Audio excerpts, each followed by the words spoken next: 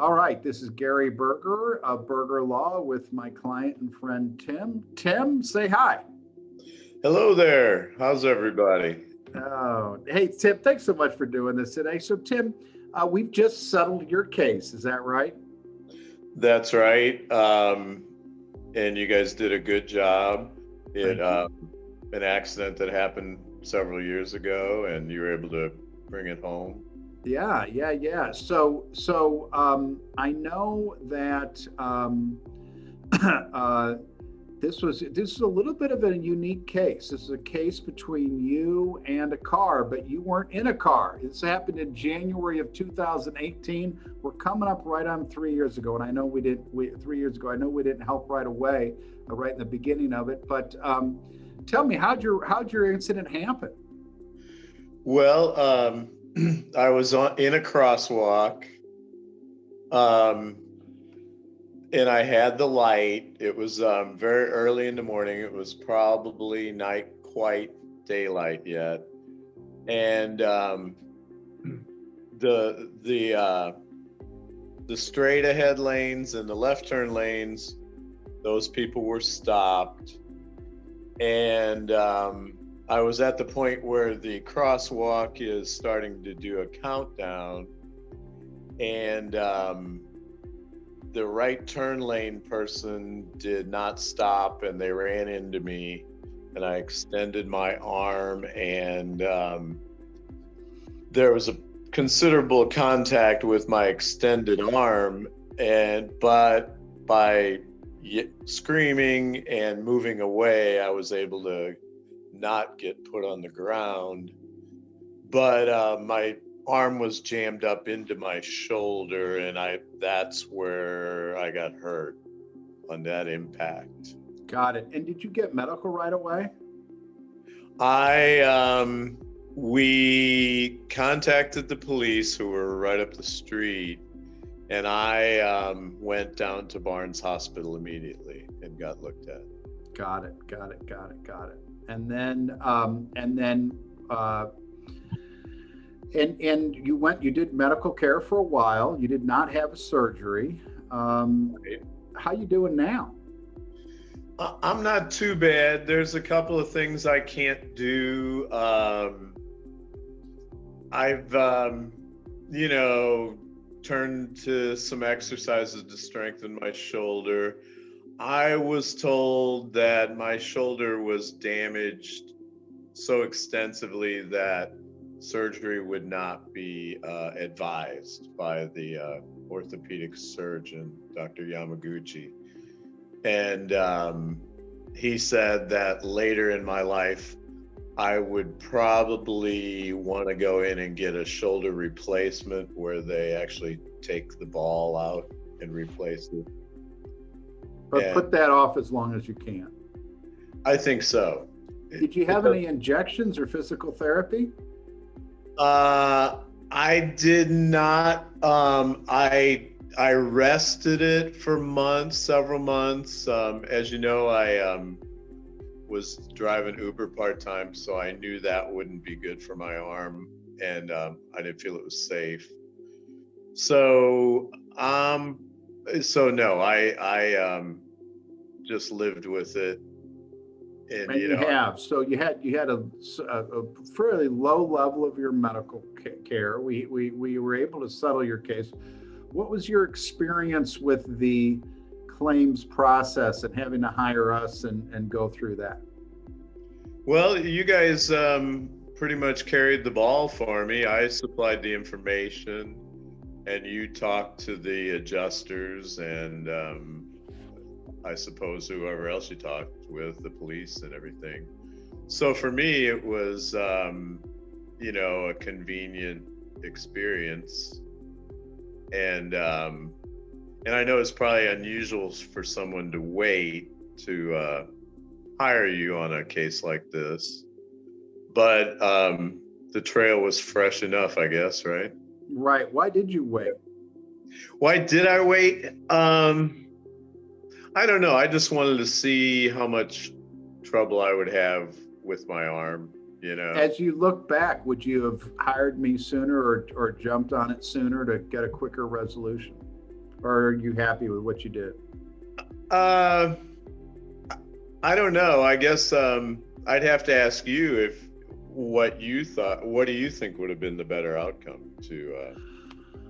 Well, I don't think by waiting you harmed your case. It was a little bit of an issue, getting the person, finding them. You never know what kind of story they're going to tell, but you're a good guy, a good straight shooter guy, and it was what it was. I'm glad you didn't have more medical or worse injured. That could have been a problem, but I generally recommend people hiring counsel sooner rather than later, because if they're going to contest liability, you want to get into it right away. The good, so from a legal point of view, can I answer a question you kind of didn't ask? And we've talked about it before. So on a pedestrian auto case, the legal issues are, you want to make sure as a pedestrian, you're in the crosswalk or in the path between the sidewalks, even if there was no crosswalk. So the good news for you is that you were, and they couldn't contest that and weren't going to contest that. You're a safe walker, and you and I have had talks. You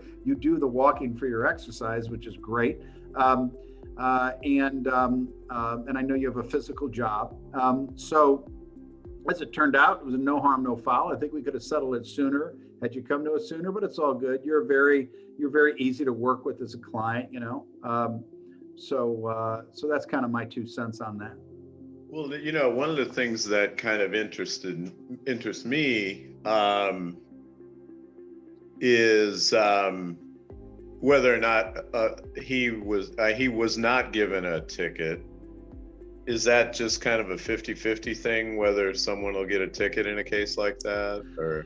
Yeah, the officers sometimes have bigger fish to fry than worrying about a ticket. Now, if it's really egregious, if someone blows a red light and really injures someone, or if the property damage is too much. But in your case, my gut on that was, it wasn't that and I'm a big bike rider and a runner, so I'm not, I walk too, but I'm always worried about you. What happened to you is what I'm always worried about walking or running or on my bike, is that person who's going to take that right-hand turn isn't watching. They're looking for other traffic, and they're not working for pedestrians, which is what happened to you. I'm always worried about that. So I think the cop probably saw what happened. He was going to write the police report up, but he didn't think it rose to the level of needing a ticket to control the behavior of the motorist. And it's a judgment call on the behalf of officers. They usually make the right call. Yeah. And, and in all the walking I've done since then, I was actually following the law, doing things by the book, and I got hit. So, maybe that's kind of soured my, there's times when that's a good thing and times when it's not, but that's a very busy intersection. Right. It was a busy intersection. And, and usually when I take these, my clients aren't at fault at all, because if they are, there's more problem in the case. But, usually it is, we only try to go after the defendant who was liable, the defendant who broke the rules of the road, didn't keep a careful lookout as they're required to do. Let me ask you this, Tim. Is there anything you learned through this process you didn't know before that now you know? I was fairly familiar with how it works. I had been a delivery driver most of my life, and no matter how small the accident, people see a big company name and they do want to get money. And on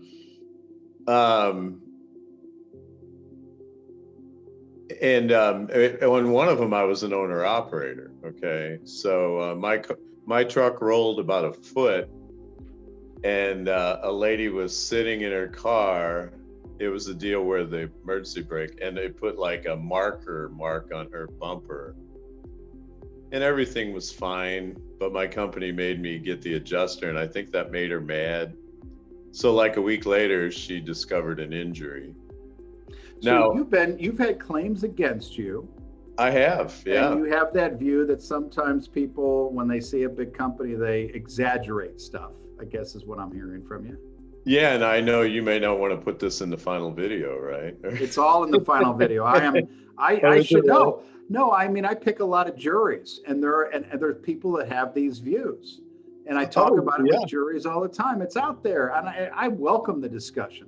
But what my question is, even with your experience, you wanted to make a claim for yourself because someone else broke the rules and they Yeah. injured you. And you weren't going to exaggerate your damages. You just wanted what was fair and a full recovery for yourself, and we got it for you. Is that fair? And I totally agree with that because I don't know where the shoulder's going to go from here. You know, I can't throw anymore. I got kids playing ball, so that's an important thing. And I now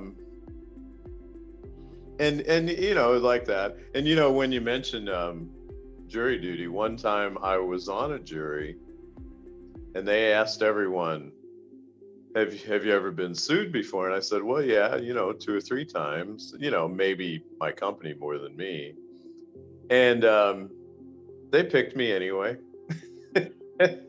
So I thought, well, that's good because I kind of enjoyed it. I enjoyed being on a jury, you know. And So, what was your experience being on the jury? well, I